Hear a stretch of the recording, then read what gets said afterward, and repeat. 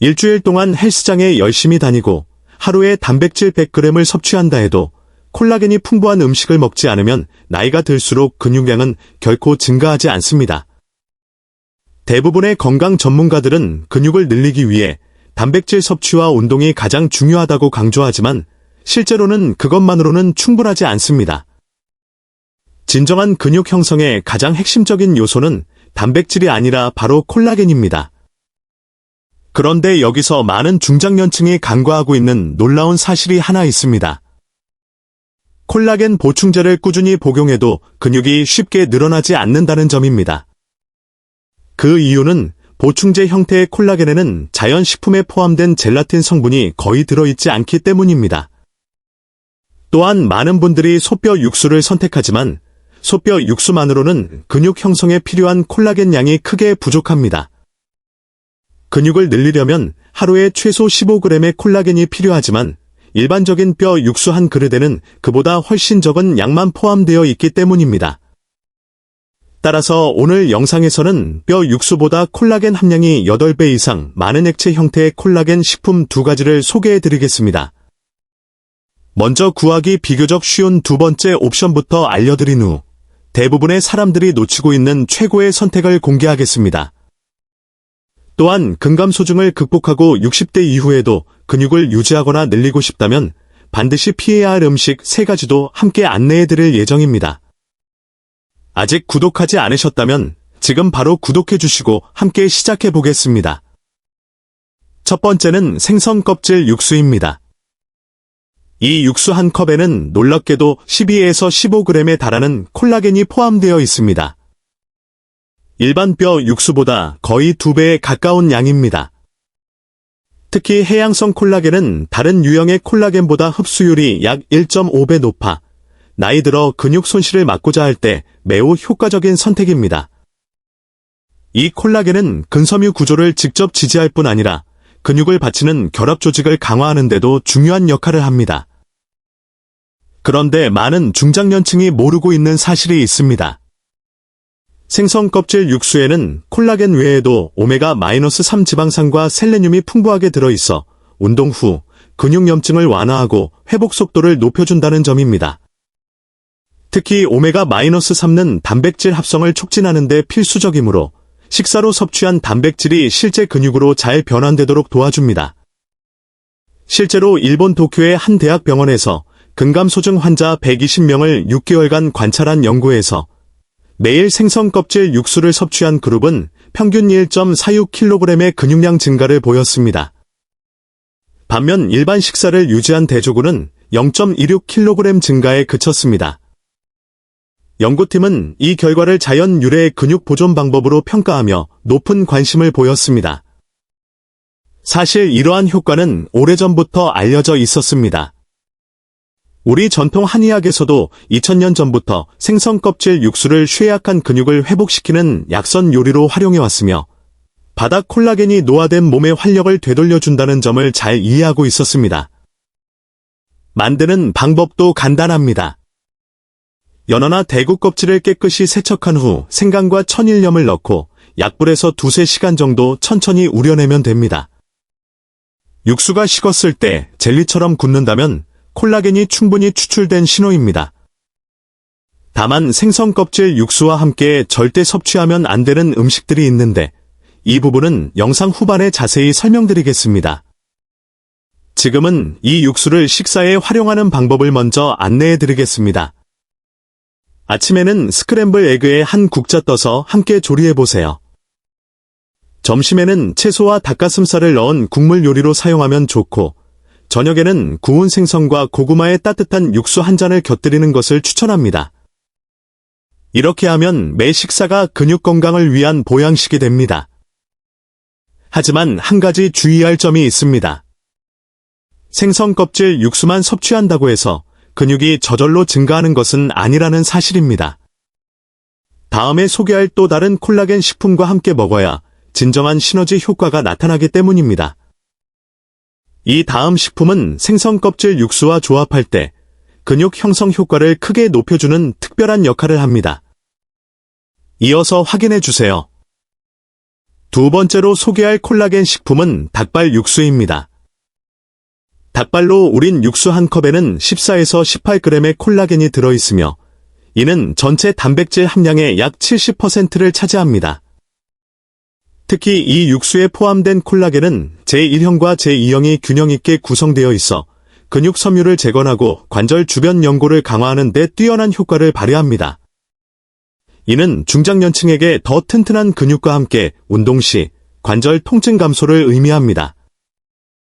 더 놀라운 점은 닭발 육수에 고가의 관절 영양제 성분인 글루코사민과 콘드로이틴이 자연적으로 풍부하다는 사실입니다.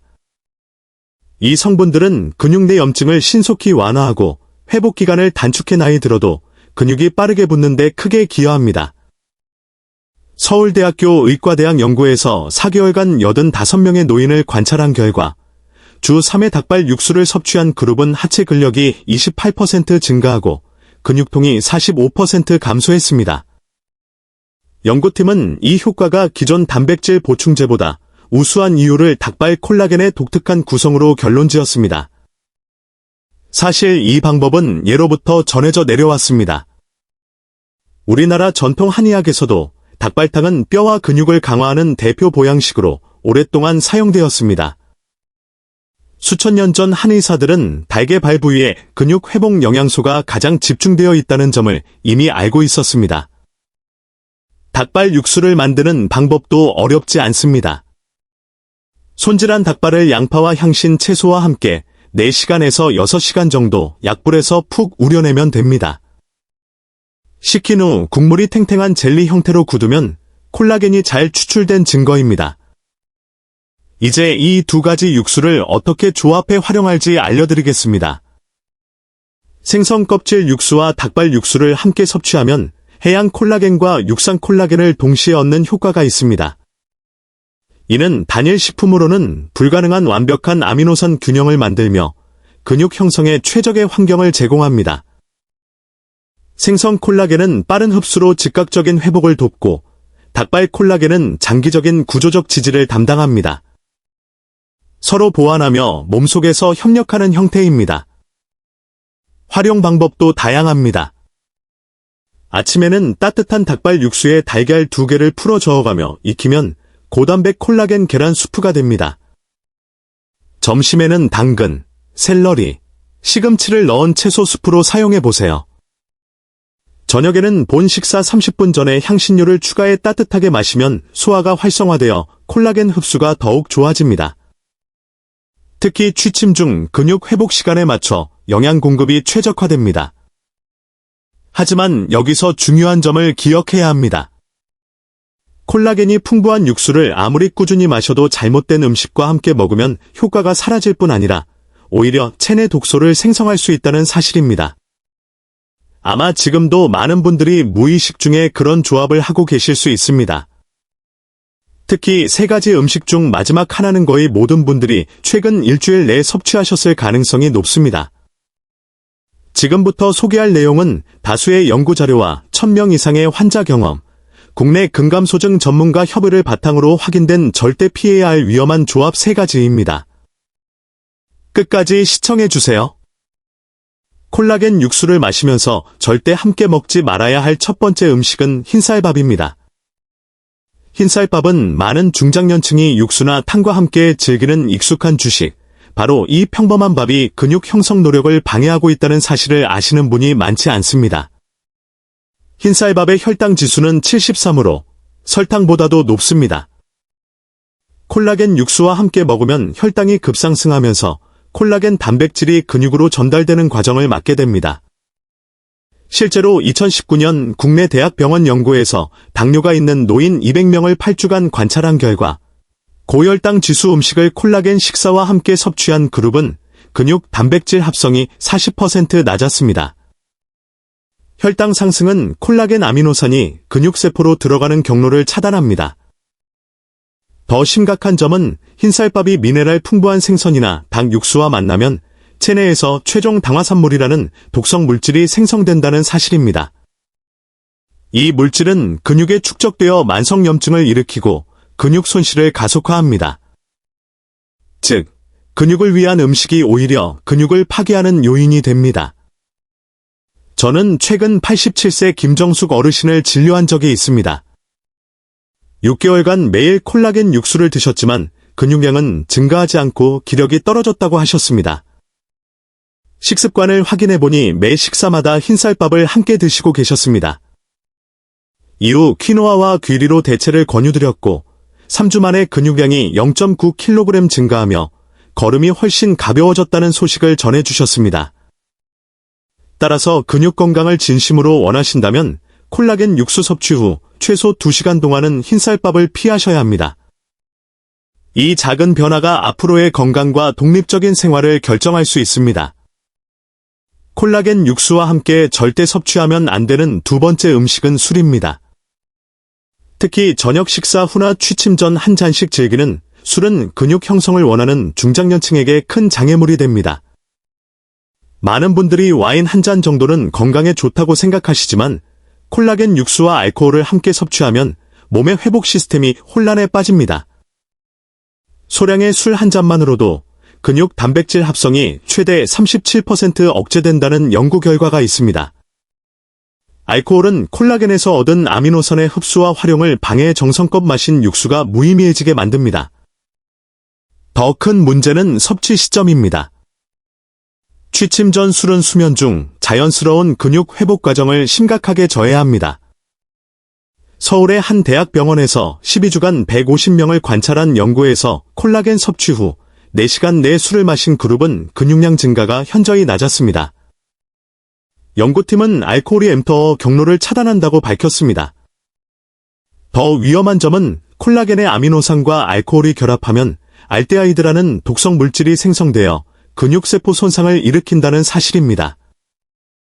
제가 진료한 82세 김세진 어르신은 매일 저녁 닭발 육수를 드시면서 위스키 한 잔을 즐기셨습니다. 4개월 후 근육량은 오히려 감소하고 피로가 커졌습니다. 저녁 술을 끊은 후 6주 만에 악력이 23% 증가하고 순수 근육량이 0.88kg 이상 늘었습니다. 방법은 간단합니다. 콜라겐 육수를 마신 날은 최소 24시간 동안 술을 멀리하세요. 콜라겐과 알코올이 몸에서 섞이지 않도록 하는 것이 중요합니다. 지금까지 내용이 놀라우셨다면 마지막 음식은 더욱 충격적일 수 있습니다. 콜라겐 육수와 함께 절대 먹으면 안 되는 마지막 음식은 베이컨입니다. 베이컨은 국물 요리에 곁들이기 좋은 재료처럼 보이지만 실제로는 콜라겐 육수의 효과를 완전히 상쇄하는 최악의 조합입니다. 많은 분들이 이 사실을 모르고 계십니다. 베이컨 한 조각에는 400mg 이상의 나트륨과 질산염, 아질산염 등 화학 보존제가 들어 있습니다. 이런 가공육을 미네랄 풍부한 콜라겐 육수와 함께 먹으면 나트륨 과다로 체액저류와 전신염증이 발생합니다. 이는 근육 단백질 합성을 방해하고 심혈관계에도 부담을 줍니다. 서울의 한 의과대학 연구에서 근감소증 환자 180명을 10주간 관찰한 결과 가공육을 함께 섭취한 그룹은 염증 수치가 45% 높고 근육 성장률이 30% 낮았습니다. 연구팀은 질산염이 콜라겐 아미노산 흡수를 막는다고 결론지었습니다. 더 큰 문제는 보존제와 콜라겐 아미노산이 반응의 니트로사민이라는 발암 물질이 생성된다는 점입니다. 제가 진료한 76세 김순자 어르신은 매일 아침 생선 껍질 육수에 베이컨 부스러기를 뿌려 드셨습니다. 5개월간 꾸준히 섭취했지만 관절 통증과 혈압이 악화되었습니다. 구운 닭가슴살과 허브로 바꾼 후 3주 만에 염증이 40% 감소하고 근육량이 증가했습니다. 맛에 현혹되지 마시고 가공육 대신 신선한 닭고기, 칠면조, 생선을 선택하세요. 당신의 근육은 화학 첨가물이 아닌 자연 식재료를 기다리고 있습니다. 지금까지 근육 형성을 방해하는 3가지 위험한 조합을 자세히 설명드렸습니다. 이 중 어떤 음식을 콜라겐 육수와 함께 드셨던 경험이 있으신가요? 댓글로 공유해주세요. 모든 댓글을 꼼꼼히 읽고 있습니다. 그리고 진짜 나이에 맞는 근육을 만들고 싶으시다면 특별히 준비한 선물이 있습니다. 바로 30일 근육 회복 식단표입니다. 50가지 이상의 고단백 메뉴와 콜라겐 레시피가 포함되어 있으며 앞서 언급한 위험 조합을 완전히 제외하도록 구성했습니다. 또한 흡수 극대화를 위한 섭취 타이밍 전략까지 담아 완성도 높은 플랜으로 만들었습니다.